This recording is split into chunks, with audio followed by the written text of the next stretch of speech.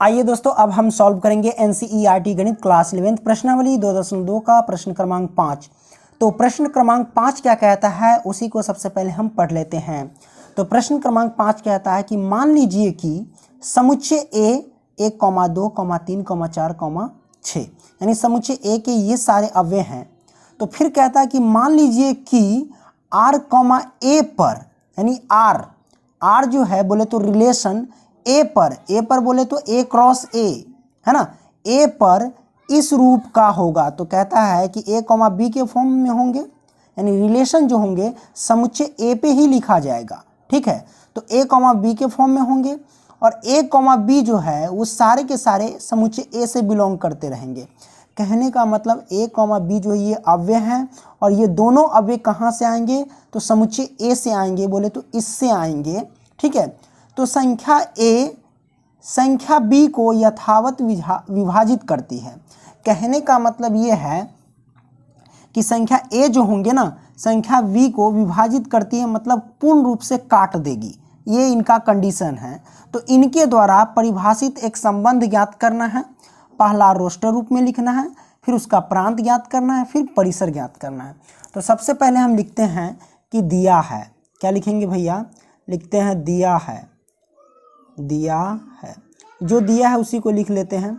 तो समुच्चय ए जो दिया गया भैया वो दिया गया है 1, 2, 3, 4, 5 नहीं 5 नहीं सॉरी 6 दिया गया है। यही ना दिया गया है। ठीक है, तो ये हमको दिया गया है और उसमें ये भी कंडीशन है कि जो रिलेशन होंगे किस फॉर्म में होंगे, वो फॉर्म होंगे भैया यहाँ पे देख सकते हैं ए बी। ठीक है, और उसके बाद ए बी जो है भैया वो कहाँ से आएंगे? समुच्चय ए से आएंगे। ठीक है, और उसके बाद क्या कहता है कि लिखते हैं यहाँ पे तथा ए जो है बी को कहता है ना संख्या ए बी को विभाजित करे, यानी ए जो है बी को क्या करता है? विभाजित करता है। ओके, तो ये हमारे पास कंडीशन है। अब इस कंडीशन के अकॉर्डिंग हम पहला ज्ञात करेंगे भैया। पहला ज्ञात क्या करेंगे? रोस्टर रूप में आर यानी रोस्टर, आर को रोस्टर रूप में लिखे है ना। तो यहाँ पे लिखते हैं आर का रोस्टर रूप है कि नहीं, तो लिखते हैं रोस्टर रूप। चलिए बराबर कैसे लिखा जाएगा भैया, ध्यान रखना बड़ा सिंपल है, थोड़ा सा समझो। ठीक है, तो जो भी लिखा जाएगा भैया समुच्चय ए पे लिखा जाएगा, लेकिन ध्यान रखना अगला समुच्चय भी ए है। कहने का मतलब ए क्रॉस ए से हमें निकालना पड़ेगा, ए क्रॉस ए से, क्योंकि कंडीशन क्या कहता था कि रिलेशन जो होंगे ए पर ही होंगे। ठीक है, और उनके अव्यय जो है ए बी के फॉर्म में होंगे। इसका मतलब ये है कि समुच्चय ए को ही दो बार क्या करेंगे? लिख करके क्रॉस कर देंगे, तो ए क्रॉस ए समझो। तो हम यहाँ पे लिख सकते हैं कि समुच्चय ए हमारे पास क्या 1, 2, 3, 4, 6 ये है, और क्रॉस फिर वही बात है कि 1, 2, 3, 4, 6 ये हमारे पास आ गया। और इसी पे हमें क्या करना है? इसी पे निकाल लेना है सभी का आंसर, कोई दिक्कत नहीं है। और कंडीशन देखना कि ए वाला जो होंगे संख्या वो बी को पूर्ण रूप से काट देगा। जब तक नहीं काटेगा तो हम उसको नहीं लिखेंगे। चलिए हम लिखते हैं 1 को इन सभी के साथ, फिर 2 को इन सभी के साथ, 3 को इन सभी के साथ, फिर 4 को इन सभी के साथ, 6 को इन सभी के साथ लिखेंगे। लेकिन ध्यान रखना कि पूर्ण रूप से कटना भी चाहिए।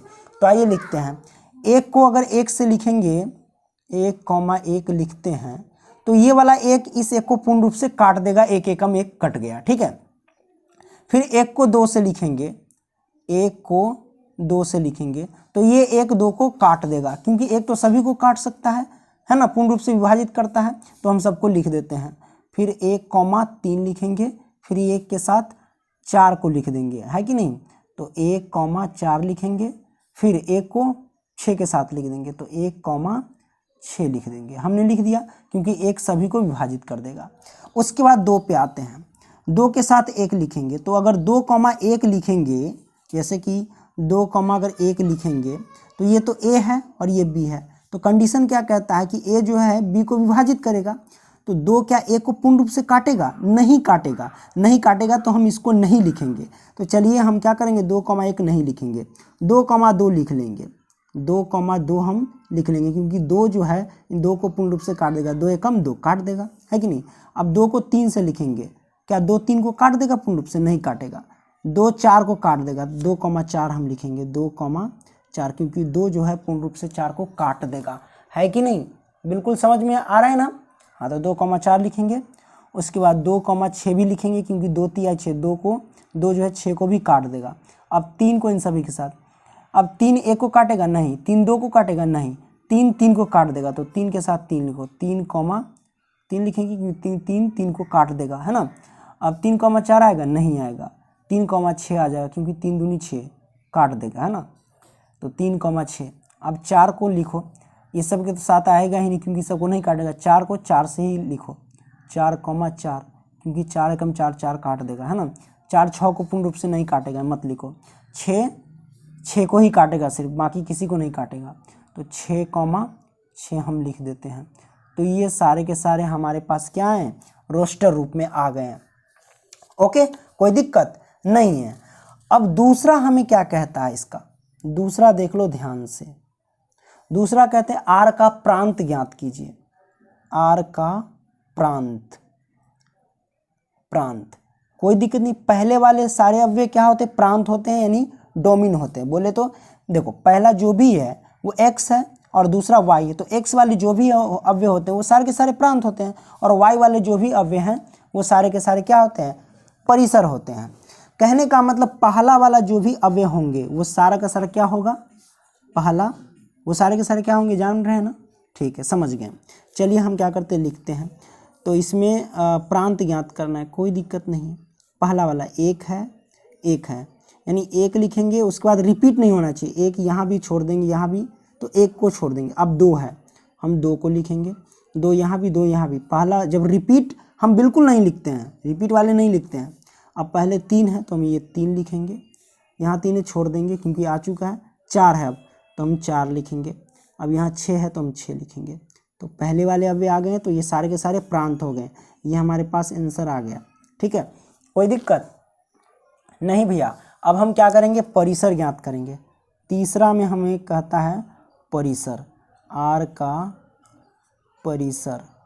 ठीक है, कोई दिक्कत नहीं। चलिए हम लिखते हैं दूसरे वाले अव्यय, यानी y वाले जो भी अव्यय होंगे वो परिसर होंगे। तो पहला x दूसरा y होता है। तो दूसरा वाला देख लो, ये 1 है, ठीक है। उसके बाद 2 है तो 2 लिखेंगे। उसके बाद 3 है, पहले दूसरा वाला 3 लिखेंगे। फिर 4 है तो हम 4 लिखेंगे। फिर 6 है तो हम 6 लिखेंगे। फिर यहाँ 2 है, 2 तो आ चुका है। फिर 4 है, 4 तो आ चुके, मतलब ये सारे के सारे आ चुके, रिपीट नहीं होना चाहिए। तो ये सारे के सारे आए, तो ये हमारे पास आंसर हो गए। कोई दिक्कत नहीं भैया। देखो समझ में आ रहे हैं ना, तो वीडियो को लाइक ज़रूर करना और कमेंट करके बताना कि समझ में आता है आप लोगों को या नहीं। ठीक है, धन्यवाद।